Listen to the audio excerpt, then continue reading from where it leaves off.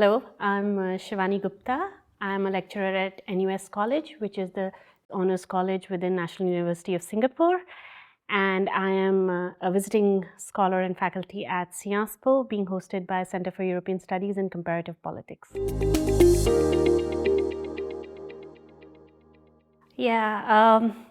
My field of research is actually very interdisciplinary within social sciences. I started with doing political science honors and landed up doing anthropology. So there's been a long journey. But my current field of research is looking at how women engage with urban realities of their lives and how they engage and weave themselves in urban environment by doing placemaking.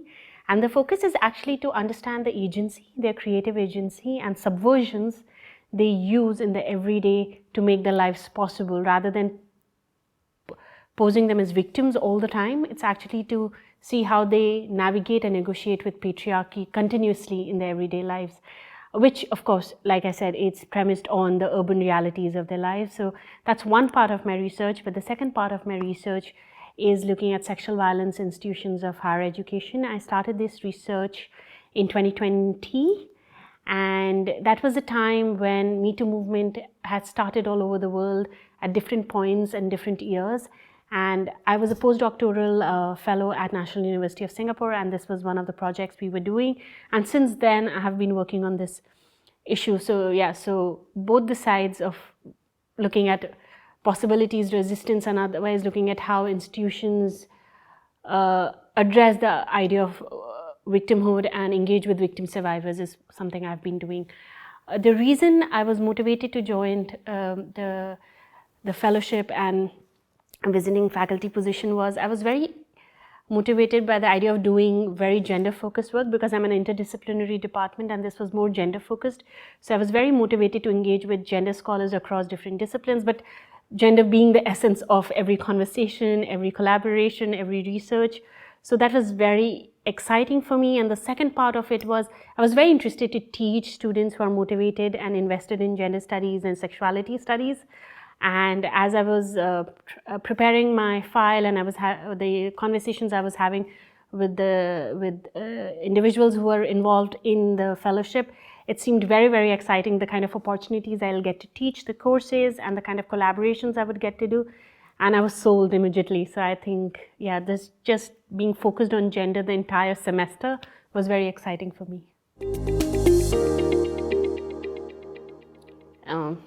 So I think one of my biggest highlights here has been about the course I taught here at Sciences Po, which was dealing with decolonial and transnational feminism. And this was my dream course to teach, and getting students who are very invested in this course was great, because we got to engage with gender movements, women movements in Global South, in places like Iran, Afghanistan, Africa, Latin America, where we are so distant. So to read the scholars from there, to understand what was happening and how different kind of politics was used to empower and find their rights was extremely fulfilling for me in the class. And the second highlight was the sexual violence work, as I stated earlier, that I did. Everybody was so kind to answer all my questions, were very welcoming, because this is not an easy topic to work, and sometimes you feel like you can't deal with these questions and answering things because you revisit a certain kind of incidences that are not very pleasant. So, but here people were so open to talking and seeing their passion that sometimes when I thought about I can't do this work because of for my mental health, I actually felt inspired to keep going.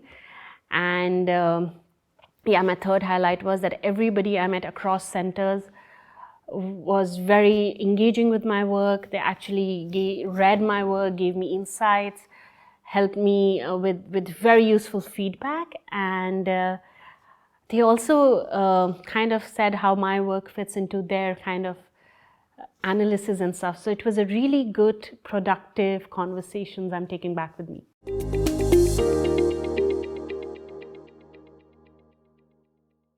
Okay, so the reason the course was titled World Feminism was to actually invert the idea of the world itself, because when we think of world, it's usually the developed world that we are talking about or thinking about the global north. So when here I use the word world. I wanted to look at global south, or what we also known as global majority, and understand how actually decolonial feminism and transnational feminism have contributed in understanding women in these parts of the world in finding their own rights and frames of justice, and claiming what is situated for their own realities, and how interventions from the West have not necessarily been always in the right direction, but how solidarities have been established and allyship has been established to achieve a certain kind of progress. So how to understand, differentiate between interventions and solidarities, and to understand how women in their own spaces have fought for their rights and empowerment. And so, yeah. And I hope students took that with them. So the masterclass was about actually looking at the idea of care when we understand sexual violence within institutions of higher education. And it started, like I said, my postdoctoral research was on looking at victim survivors of sexual violence in institutions of higher education. And when I was looking through the transcripts, care was the word that kept coming. And in understanding that care, I understood that it also means that how the institution approaches victim survivors of sexual violence, but it also how it deals with their needs and requirements, which is sensitive, which is inclusive, and which in the long run enables them and also repairs their world, which has been marked by violence. So of course, it's a very ambitious thing on the side of the institution to do, but there are also parts of it that can be done on the ground very easily. In this sense, I was looking at care as an analytical category to understand sexual violence, but also as something that can be executed on the ground. So I looked at different interviews, and I pulled out bits that talk about the different ways the care was demanded or expected, and how it becomes a scalar thing, from very simple things like how are you or what do you need, to actually looking at when the case becomes big and goes to the courts and actually has to deal with judiciary. So it was looking at how care can be implemented, and care needs to be thought about at every level when dealing with cases of sexual violence. So my conversations and collaborations with both students and faculty has been incredible. So to first speak about the students, I was teaching a course on Nancy campus of Sciences Po, where, like I said, I was teaching this course on world feminism. And the campus is particularly Franco-German discourse, and they study within that paradigm. So talking about decolonialism and transnationalism was something I was a little hesitant about, but students were extremely invested. And what was beautiful about this was they actually brought up their own positionalities, their own privileges, and how they want to engage with feminism that is outside their comfort, and how they would like to learn from parts of the world that they didn't think had the kind of gender rights that was previously they had no idea about. So they actually want to engage now with different forms, kind of feminism that was not very visible, and just reflecting back on their own realities and their own privileges was amazing. And it became like every day, end of the class, people would start discussing about how they are privileged in certain senses and what they thought about their own struggles versus what they thought about movements in other parts of the world.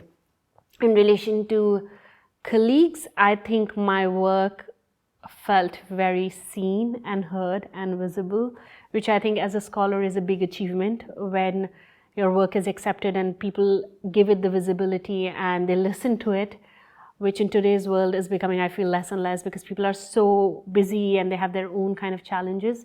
And I think Sciences Po actually gave me that space where every scholar reached out to either ask questions or engage or just go out for a cup of coffee and say, you know, this is what I do, this is what you do, what can we do together? And I think this was the best part of the fellowship, where you feel heard and you feel seen and there are enough people to accept you for what you do. So yes, I received a grant, which is a collaboration between NUS and Paris. And within Paris, I got it with Sciences Po. My collaborator here is Dr. Elaine Lebay, who works on migration and gender and urban, and I work on gender, urban, and violence. So there were a lot of similarities. So we decided to work on a project that looks at Asian women experiences of world making in urban spaces in Paris and Singapore, so a comparative study. And within that, we are looking at South Asian women and women from mainland China, and looking at how they actually become part of the cosmopolitan cities, what it makes them feel valuable to the city, and at the same time while contributing to the global city narrative. And we are doing a workshop in this regard in February. So I'll be back at Sciences Po, and I'm also coming back to give a talk on urban commons and gender at the urban school at Sciences Po. So yes, the collaborations and the conversations continue.